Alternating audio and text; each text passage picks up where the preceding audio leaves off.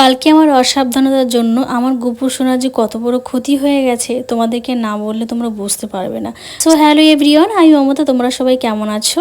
আজকে অনেক দিন পর ছোট্ট একটা মিনি ব্লগ নিয়ে এলাম তোমাদের জন্য। ভিডিওটা দেখো, তোমাদের অবশ্যই খুব ভালো লাগবে।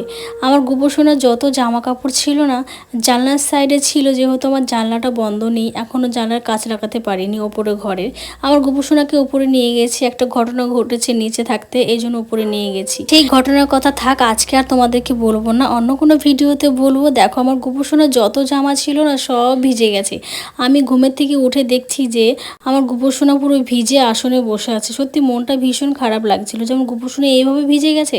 আর আমি টের পেয়েছি ঠিকই, আমি শুধু বিশ্বাস করেছিলাম যে আমার বাবুরা হয়তো আমার গোপু সোনাকে কোনো আড়ালে বসিয়ে রেখেছে, কিন্তু না, আমার জানলায় যেহেতু কাজ ছিল না, আর জানলার সাইডটায় আমি আসনটা বসিয়েছিলাম ঠাকুরের, তো সেই হিসেবে আমার সব কিছু ভিজে গেছে, সমস্ত ভিজে গেছে সব কিছু। আজকে গোবর সোনা রোদ্দুরে দিলাম, শুকিয়ে ভাঁজ করে ঘরে রাখবো। আচ্ছা, তোমাদের এই ভিডিওটা কেমন লাগলো তোমরা সবাই একটু কমেন্ট করে